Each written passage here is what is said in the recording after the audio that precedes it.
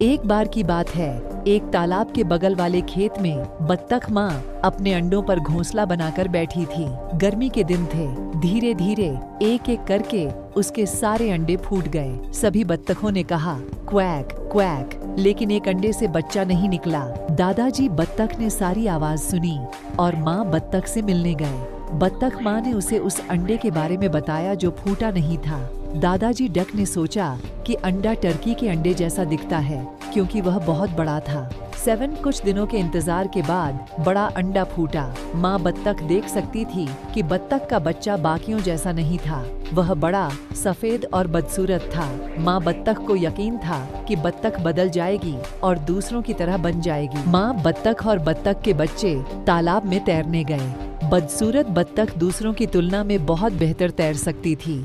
इस बात से बत्तख माँ बहुत खुश हुई। तैरने के बाद बत्तख माँ बत्तखों को खेलने के लिए खेत के मैदान में ले गई। खेत के जानवरों ने बदसूरत बत्तख को देखा और उसके साथ बहुत बुरा व्यवहार किया। उन्होंने उससे कहा कि वह बदसूरत दिखता है और वह अन्य बत्तखों जैसा नहीं दिखता। बदसूरत बत्तख का बच्चा बहुत दुखी हो गया। माँ बत्तख अन्य जानवरों से खुश नहीं थी और उन्होंने उनसे बदसूरत बत्तख को अकेला छोड़ने के लिए कहा। माँ बत्तख ने उन्हें बताया कि बदसूरत बत्तख कितनी अच्छी तरह तैरती है और उसने कैसे सोचा कि वह कुछ ही दिनों में अन्य बत्तखों जैसा दिखने लगेगा। दिन बीतते गए और किसी ने मदर डक की बात नहीं सुनी। खेत के जानवर अब भी बदसूरत बत्तख का मजाक उड़ाते थे। अन्य बत्तखें भी उसके प्रति क्रूर थीं और उसके साथ नहीं खेलती थीं। बदसूरत बत्तख को बहुत दुख हुआ। वह अब खेत में नहीं रहना चाहता था। एक रात वह भाग गया। वह बहुत दूर चला गया और कीचड़ भरे दलदल में सो गया। अगली सुबह बदसूरत बत्तख जाग गई और उसने कुछ जंगली बत्तखों को अपनी ओर देखते हुए देखा। उसने उनसे पूछा कि क्या वह उनके साथ रह सकता है। उन्होंने उससे कहा कि वह बदसूरत है, इसलिए वह उनके साथ नहीं रह सकता और उसे जाना होगा। हे बदसूरत बत्तख का बच्चा बहुत दुखी था।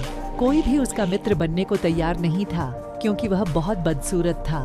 बारिश होने लगी, इसलिए बदसूरत बत्तख को सूखे रहने के लिए जगह मिल गई। उसने एक पुराने घर के बरामदे के नीचे शरण ली। अगले दिन घर का दरवाजा खुला और एक बड़ा कुत्ता बाहर आया। कुत्ता बदसूरत बत्तख पर भौंका और बत्तख को बहुत दूर भागना पड़ा। जल्दी से दिन बीतते गए और सर्दियां आ गईं। बदसूरत बत्तख बहुत ठंडी थी। वह एक तालाब के पास अकेला रहता था और लंबी घास में अपना घर बनाता था। यह एक लंबी सर्दी थी। आखिरकार वसंत धूप वाले दिनों के साथ आया। एक दिन तालाब पर बदसूरत बत्तख ने 3 खूबसूरत सफेद हंसों को तैरते देखा। बदसूरत बत्तख को पता था कि वे उसे दोस्त के रूप में नहीं चाहेंगे क्योंकि वह बहुत बदसूरत था।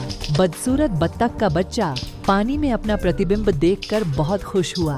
वह अब बदसूरत बत्तख का बच्चा नहीं था, वह एक सुंदर सफेद हंस था। तीनों हंस उसके दोस्त बनकर खुश हुए और वे सभी तालाब में तैरने लगे। चारों हंस आकाश में उड़ गए। बदसूरत बत्तख का बच्चा एक बहुत ही सुंदर सफेद हंस था। वह बहुत खुश है। जब हंस उनके ऊपर उड़े तो जमीन पर मौजूद बच्चों ने तालियां बजाईं। कभी भी किसी को उसके लुक से जज न करें। हमेशा दूसरे लोगों का ख्याल रखें। दूसरों के प्रति बुरा मत बनो। ऐसे ही इंटरेस्टिंग कहानी सुनने के लिए हमारे एक यू कार्टून टीवी चैनल को सब्सक्राइब कर लीजिए और बेल आइकन भी दबा लीजिए। मिलते हैं अगले वीडियो में।